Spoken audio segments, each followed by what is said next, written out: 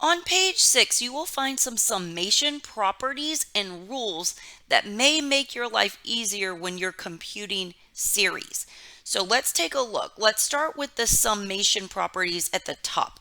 So it says if A1, A2, A3, all the way to AN, and then B1, B2, B3, all the way to BN are two sequences, and C is a constant, then for every positive integer n, the following properties hold.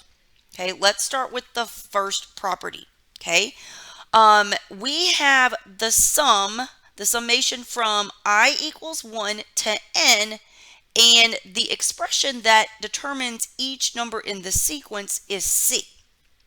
So remember, C is just a constant. Okay, it's a number. Okay, it can be a positive number, it can be a negative number, it can be a fraction, it can be a decimal. It's just some number. Okay, so what's going on here, I'm going to try to write it out. We're trying to come up with what this series converges to. Okay, all right, so what's going on here is every term in the sequence is the same. It's this constant number. Okay, so we're adding up all the terms from 1 to n. So A1, the first term, is going to be C, the constant. And then A2 is going to be the constant as well because every term in the sequence is the same constant. And then we could keep going. A3 is also going to be C, okay? And we keep doing this all the way up until the nth term, okay? Well, the nth term is also going to be C, okay? So then to compute the series, we have to add all of these guys up. Okay, so it's going to look like this. It's C plus C plus C plus all the way to the last C. Well, how many times did we add C up? Okay, well, remember, we did it once, twice, 3 times, all the way up to n many times. Okay, so we're adding up C n many times.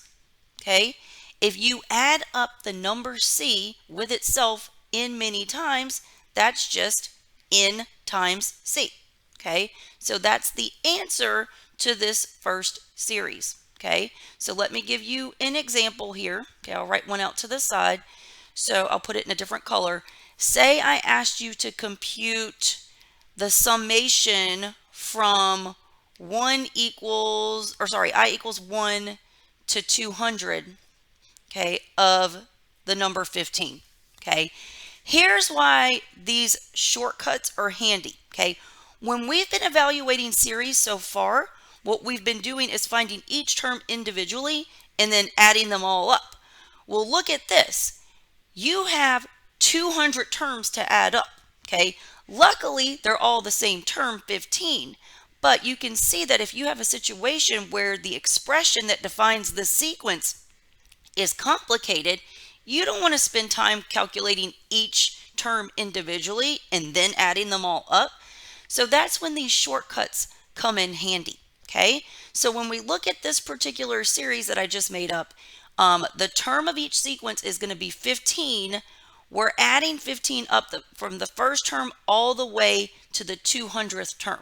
So basically, we're adding up 15 with itself 200 times. Okay, so according to this property, you just take n. N is the upper limit of summation. Okay, so n is 200 in this case, and multiply it by the C value, which is the number that defines the sequence. Okay, so this is going to be 200 times 15. We can go over to the calculator, punch this in. Okay, and the answer is going to be 3,000. Okay, this particular series converges to the number 3,000. Okay, all right, let's try the second property. Let's see what it tells us. Okay, so in part B, we are summing again from I equals 1 to n. Okay, this time the expression that we're summing up is defined as follows. We still have our constant C, but C is defined, or sorry, C is multiplied by each term in the sequence. Okay, So remember when I first stated this sentence up here, it says that A1, A2, A3, all the way to AN is its own sequence. So what we're doing here, what we're adding up, we're taking each term in the sequence and multiplying it by a constant, okay? So the first term in the sequence is going to be C times A1, okay? And then to get the second term that we have to add up here, it's going to be C, the constant C, times A2, okay? And then you just keep going. So the third term will be C times A3, and then you just keep going. So the last term, because the upper limit of summation is N, so the last term here will be C times AN, okay? So every term in the A sequence is being multiplied by the same constant N, okay? And then to get the series, we're going to add all these guys up, okay? So even though we don't know specifically what A1, A2, A3, all the way to AN, what those numbers are, they do have something in common. Each one is multiplied by the same number C, okay? So what we can do is factor out the C, okay? So that's going to be C times, in parentheses, we'll have A1 plus A2 plus A3 plus all the way to AN, okay? So what this turns into, we'll keep the C on the outside. It is going to be multiplied by what's in parentheses. And what's in parentheses is just the summation from I equals 1 to N of AI. Okay, so we're just adding up A1 through AN. Okay, we can put that back in summation notation. And then the constant out comes, or you can pull the constant out front. Okay, so what this property is telling us is if we are adding up a sequence and every term of the sequence is multiplied by the same constant number, we can pull that number out front. So to compute the series, it's the same thing as the constant times the sum of the series. Okay, you can yank that constant out front is what it's telling you. Okay, all right. So let's see here. I'll try to come up with something. Let me put this example over here. Okay, I'll use a different color. I'll pick purple here. Okay, so for this particular example, let's say I have the summation from 1 to, I'll go ahead and put a number on it. Let's say this is 60. Okay, upper limit. And let's say I'm summing 10 times 3 to the I power. Okay, so this is my summation. Okay, so again, you can twiddle your thumbs and try computing every term. There's going to be a total of 60 terms, and then add them all up. Okay, or you can start applying shortcuts, and if you apply the shortcut that's mentioned here, we have a constant. Okay, every term in the sequence is multiplied by the same constant 10. So what you can do is yank this 10 out front.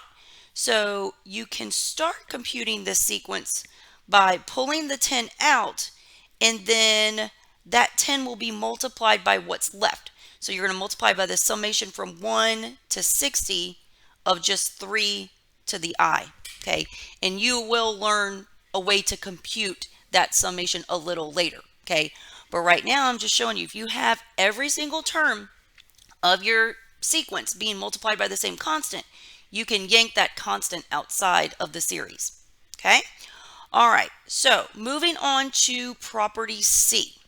Okay, all right, so let's look at this.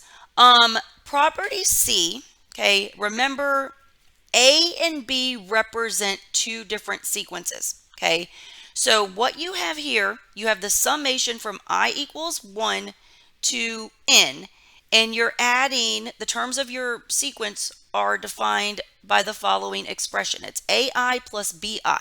Okay, so if you start writing this out, okay, let's go ahead and write the first term of the sequence. Okay, so you would plug in I equals 1. So the first term is going to be A1 plus B1. okay? If you knew A1 and B1, you could come up with a number, okay? And then you would come up with the second term in the sequence. You plug in I equals 2. That's going to give you A2 plus B2, okay?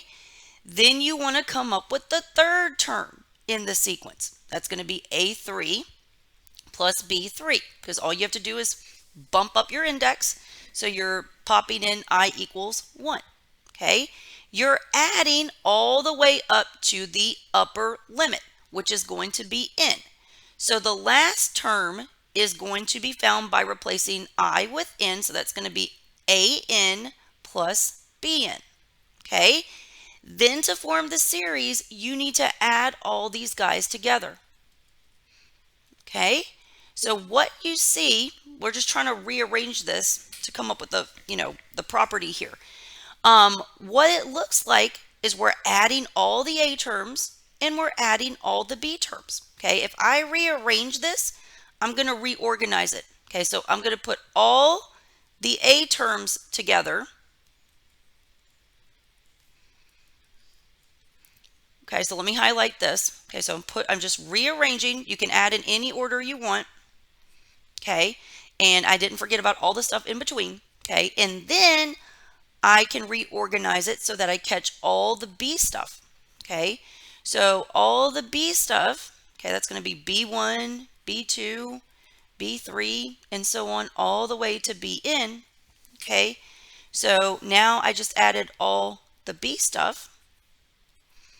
Okay, so if we just rewrite this, if we add all the A terms, okay, this is going to be the summation from I equals 1 to n of AI. So basically that's the A series, okay, and then we're adding the B series.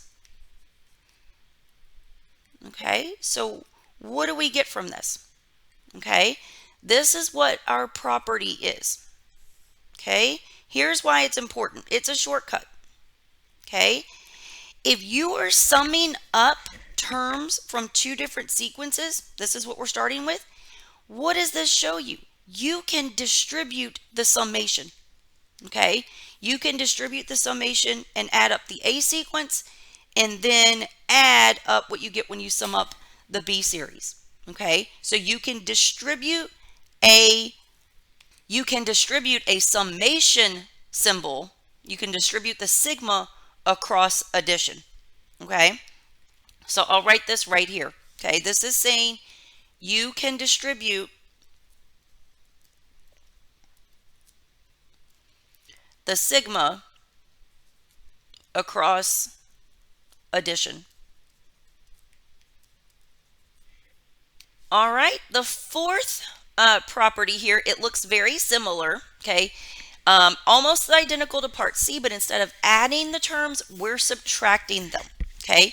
It's going to work very similar, okay? If you start with I equals 1, okay, the term is going to be A1 minus B1, okay? And then if you look at the second term, you plug in I equals 2. So that's going to give you A2 minus B2, okay? And then you plug in I equals 3. That's going to give you the third term of the sequence, okay? So that's going to be A3 minus B3. And then you just keep going. So you do your plus dot, dot, dot, okay? Eventually you get to the last term. The upper limit of summation is n. So the last term here is going to be an minus bn, okay? And then we just reorganize it. We can put all of our a's together. And if you notice, all the a's are positive. So this is going to be a1 plus a2 plus a3 plus all the way to an, okay? And then organize all the b's, put those guys together. Each one of those has a minus sign out front, okay? So this is going to be minus b1, minus b2, minus b3, all the way to minus bn, okay? So what you can do here is on the a's, okay, that's just the a sequence being added up. So that's going to be the sum from I equals 1 to n of the expression AI. We're just adding our a's up, okay? And then as far as the b's go, I'm going to factor out a negative sign because all the b's are negative, okay? So I'm going to factor out the negative. That's going to leave me with b1 plus b2 plus b3 all the way to bn, okay? And then in my next step, I can write what's in parentheses using summation notation, okay? So our property is going to become the summation from I equals 1 to n of AI. This minus sign right here will stay in the middle, and then in parentheses, those b's we will sum up. So it'll be the summation from I equals 1 to n of the quantity bi, okay? That's it. That's what we started here, and we're ending with this, okay? So this particular property is telling us that we can also distribute the summation across subtraction. Okay, so I'm going to write that out over here. Okay, you can distribute the sigma across addition and subtraction. Okay, that's what properties C and D are telling us.